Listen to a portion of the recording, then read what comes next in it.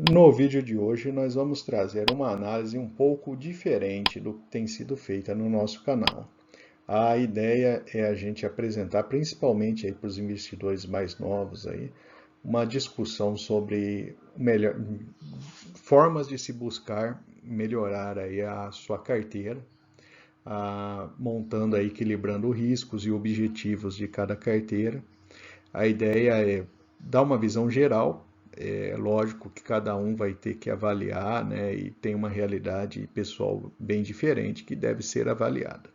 Então, nesse momento, nós vamos deixar um pouco de lado a análise de fundos, ações, BDRs, para discutir um pouco aí sobre a melhor forma de se montar uma carteira, uma visão assim de mais longo prazo, que a gente vai detalhar um pouco melhor aí nesse vídeo.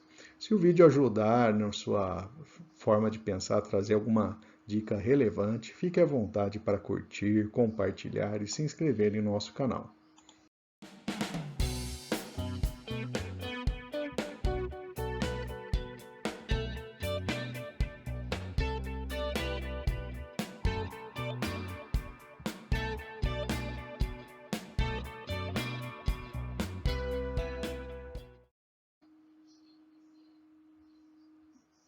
E antes de falar da carteira propriamente dita, vamos falar um pouco aí do planejamento financeiro algo que você deve pensar e fazer na sua casa. Pensando pelo lado da receita, a gente pode ter uma ou duas fontes de renda, né? Bom, sendo um casal ou de repente uma pessoa que tem mais de uma fonte de renda, só um exemplo, né? Então, do lado da receita, a gente tem ali um valor total que você recebe aí todo mês, que vai ser consumido com diversas despesas, né? Que a gente tem aí despesas com a moradia de maneira geral, seja aluguel, condomínio, energia, água, internet, esse tipo de coisa. Despesas como escola, faculdade, cursos de idiomas, né? Despesas com educação de maneira geral. Despesas com locomoção, combustível, manutenção de veículo, transporte coletivo, compras de maneira geral, e aqui eu coloco tanto restaurantes quanto supermercados, produtos de limpeza e tudo que é consumido, né, na casa ao longo do dia. Planos de saúde e necessidades médicas, né? Mesmo aqueles que não têm um plano de saúde, com certeza é válido separar um percentual ali para emergências que todo mundo pode estar sujeito, né? E outros itens aí que vamos chamar assim de lazer de maneira geral, né? São viagens, refeições em hotéis aí, né, que fogem do dia a dia e esse tipo de coisa. Então a gente tem as receitas equilibradas aí com os gastos e uma parcela aí dessa diferença que a gente vai chamar aqui de investimento, né? Então, a diferença entre esses dois, lógico, né? Vale a análise de cada um. Pode ser que essa diferença seja negativa, né? E aí vale uma análise individual e ver que tipo de situações que podem te permitir ter essa sobra aí de investimento, que é a parcela aqui que a gente vai concentrar para fazer a preparação aí de uma carteira, né? E uma vez que você já fez a tarefa lá do gráfico anterior, né, e tem uma quantia disponível aí todo mês para fazer o investimento, temos duas destinações aí básicas que devem ser avaliadas. Uma delas é compor a reserva de emergência, caso ainda não tenha, né? Pode ser que já tenha feito essa reserva de emergência, né? Mas, de maneira geral, né, essa reserva ela tem que ser em ativos de alta liquidez, pouca volatilidade e, consequentemente, isso vai trazer um baixo rendimento. E aí uma observação aí acho que de literatura geral, né, dessa área, que você deve ter uma reserva que comporte aí 6 a 12 meses do seu gasto mensal. Então, dessa forma aí que você vai calcular quanto que é adequado para a sua reserva de emergência. Feito isso, a gente tem aí os investimentos para a renda propriamente, né? E esses investimentos vão depender do seu perfil de investidor, o quão você está propenso a aceitar risco ou não, o seu objetivo e o valor que pretende ter investido. E nesse caso aqui, como você já separou ali a reserva de emergência e que são ativos aí de alta liquidez, nesse caso você pode acabar investindo aí em ativos de baixa liquidez, buscando aí melhores rentabilidades, né? E só mais um comentário então sobre a reserva de emergência antes da gente entrar ali na sua carteira de investimento propriamente. A gente tem algumas opções ali para ser alocados, né? Isso daqui não é uma recomendação, mas são opções que vale a pena aí cada um investir, né? Estudar e investir no ativo que mais agradar. Temos Tesouro Selic como opção, CDB de vários bancos, temos uma infinidade aí de opções de CDBs. E temos também aí fundos de renda fixa em alguns bancos, que podem ser uma opção aí para se deixar em reserva de emergência. Isso aqui não é nenhuma recomendação, mas eu fiz uma simulação ali, por exemplo, se você tem um gasto mensal médio na casa de R$ 8.000, calculando aí uma reserva no mínimo aí na casa de R$ 48.000 de reserva, uma sugestão de distribuição aí entre Tesouro Selic e um fundo de renda fixa aí, DI, como opção. O ideal é ter duas opções assim, porque normalmente um tem um pouco mais de liquidez do que o outro e tal, e você não vai precisar do dinheiro totalmente ali naquele momento, né? Vamos supor um cenário de desemprego, você precisa lá de um dinheiro imediato, mas tem uma parcela que pode ser sacado ali mais para frente. Então, essa é um exemplo ali para ilustrar um pouco mais aí a questão da reserva de emergência. Bom, falando agora sobre investimento propriamente dito, acho que o primeiro ponto que cada um deve fazer é identificar o seu perfil. Inclusive, corretoras, bancos têm questionários ali, né, que você pode responder até para avaliar, né, o seu perfil. A gente tem perfis conservadores, que são perfis ali onde a pessoa ela é muito avessa a risco, então ela busca investir de uma forma que você tenha o menor risco possível, e com isso também a gente pode considerar que o retorno vai acabar sendo menor, de certa forma. O perfil moderado, então é aquele perfil que já tem um pouco mais aí de conhecimento do mercado e está mais sujeito a assumir algum risco. E o perfil arrojado, que é aquele tipo de pessoa que basicamente não tem medo dos riscos que está tomando, né? Então ele entende, busca uma boa rentabilidade, assumindo o risco e considerando que o patrimônio aí pode ter quedas bastante relevantes nesse período, né?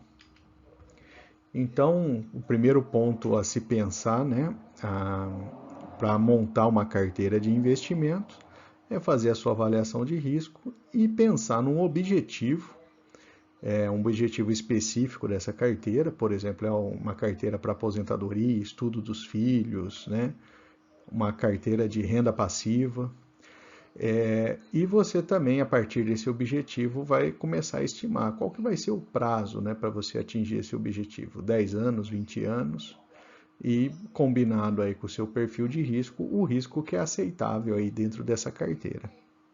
Lembrando que é um risco combinado, né? Você pode eventualmente aí ter um perfil mais conservador e ter um ou outro ativo de maior risco dentro da carteira, né? Isso daí vai conforme aí o seu desenho e você vai evoluindo aí no conhecimento sobre os mecanismos ali do mercado financeiro. Então, uma vez definido o seu objetivo, né, e você vai começar a pensar em que ativos devem compor aí sua carteira. E conhecendo um pouco mais aí sobre os ativos que a gente tem disponível, temos ações que têm volatilidade, tem liquidez diária, a grande parte delas, né? Dividendos, algumas podem ter dividendos anuais, outras podem até não ter dividendos, se é ação de crescimento, né? Temos FIIs e FIAGROS, que são ativos que têm menor volatilidade do que as ações. Também possuem liquidez diária, em sua grande maioria, né? Tem que tomar cuidado que tem alguns aí que têm baixa liquidez. E na grande parte deles são dividendos mensais. Temos as BDRs, que é uma forma de você diversificar e investir no exterior, né? Ela tem uma volatilidade muito mais alta ainda, né? Principalmente porque ela leva, além da questão da volatilidade da ação que ela está investindo no exterior, a questão do câmbio. Ela tem baixa liquidez, a grande parte delas, acho que são poucas, aí, bem menos BDRs que têm bom nível de liquidez. E normalmente são dividendos trimestrais e dolarizados. Temos também uma reserva de oportunidade. A reserva de oportunidade não é a reserva de emergência, né? Mas é uma reserva que você tem ali, eventualmente o mercado deu um repique para baixo e você vê algum ativo ali que você tinha intenção de comprar que está num preço bastante interessante, você pode sacar ela e fazer essa aquisição. Então, normalmente é um ponto aí de alta liquidez e a gente sabe que vai ter aí baixo rendimento. E pode eventualmente aí ter uma parcela de risco, que são aqueles ativos mais arriscados de baixa liquidez, que pode ter alto rendimento ou perda aí dentro da carteira. Esses são os principais grupos ali, né? Eventualmente a gente pode ter outros tipos de ativos e tal, mas é uma forma de se pensar e se organizar a carteira de investimentos. Seguindo então e deixando para vocês aí com uma sugestão, né? Algumas faixas ali de uma carteira exemplo para investimento aí no. Então a gente teria ações aí de 15 a 45% da carteira, 20 a 35% em FIIs e FIAGROS, exterior de 5 a 20%, oportunidade até 10%, lembrando que essa oportunidade aí eu deixei até um valor um pouco mais alto, considerando que a gente está num momento aí de Tesouro Selic bastante com bom rendimento, né? Então pode ser uma parte importante da carteira nesse momento, né? E uma parcela de risco, no máximo, esse sim é no máximo mesmo 10%, que é a quantidade de patrimônio que você está colocando em ativos que podem aí ter perdas significativas, né? E com esses conceitos na cabeça, seguindo aí essas faixas, colocando aqui uma carteira exemplo. Por exemplo, uma carteira para a faculdade dos filhos, em 15 anos. Então, pensar na situação, nasceu o seu filho, você imagina que daqui a 15 anos você vai estar começando a pensar aí, ver que tipo de faculdade que ele vai frequentar.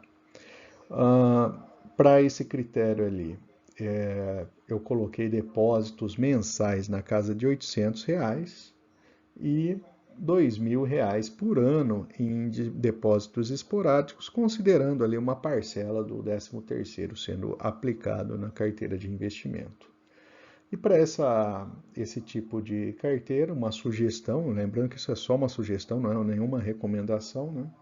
43% em ações, 35% em FIIs, 10% em BDR, manter os 10% de oportunidade e colocar apenas 2% em risco, pensando aí, né, em proteger, né, uma carteira um pouco mais estável. E fazendo essa simulação, né, a gente vai adotar aí alguns critérios de percentual anual acima da inflação. A gente está em momentos aí positivos, né, para o mercado de maneira geral, mas eu coloquei ali em termos de ações 6% ao ano, FIIs e FIAGROS 7% ao ano, considerei que tem uma parcela de FIIs de dívida, de papel, né, que conseguem dar esse retorno aí também acima até em relação a algumas ações. BDRs eu considerei 8% ao ano, sendo da seguinte forma: 3% ao ano de dividendos e 5% de aumento do valor do dólar ao ano, né?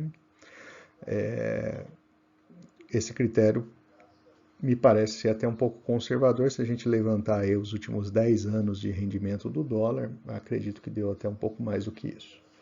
Oportunidade, um tesouro direto, um rendimento aí, eu estou colocando de 4% ao ano, lembrando são 15 anos, né? A gente pode pegar aí momentos de taxas mais altas e mais baixas.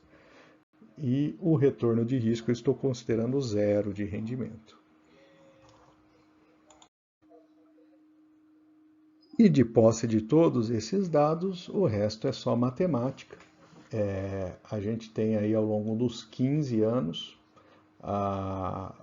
na linha a gente tem um total investido, a gente chega aí numa faixa de R$285 mil investidos, é uma quantia irrelevante, lembrando que é só uma carteira de investimento, né? E a receita mensal aí de R$1.500, né? Mas, enfim, você pode pensar, falar, pô, todo esse esforço, né? E ainda não vou conseguir ter a totalidade aí da mensalidade de uma faculdade hoje em dia, que pode chegar bem mais do que isso. Mas se a gente considerar que você pode eventualmente consumir do principal também, a gente estaria falando aí em algo na casa de R$4.700 por mês, podendo ser sacado da sua carteira, lógico que com critério, né? De forma aí a você conseguir pagar aí o compromisso com a faculdade. Então esse é só um exemplo, uma forma aí de organizar as coisas. Acredito que cada um possa, né, avaliar e pensar nos seus números, na forma de se organizar. E mais importante que isso, né, definir o objetivo e os critérios ali baseados nesse objetivo. E como eu disse no começo, esse é um vídeo um pouco diferente do canal, com a ideia ali de ajudar as pessoas a se organizarem e passar um pouco de informação ali sobre o mercado, né, de maneira geral. Se o vídeo ajudou, fique à vontade para curtir, compartilhar e se inscrever no canal. E deixe nos comentários também, né? Você adota esse tipo de estratégia, tem algum conceito muito diferente que queira comentar e a gente promover a discussão aqui na aba de comentários do nosso vídeo. Fique à vontade.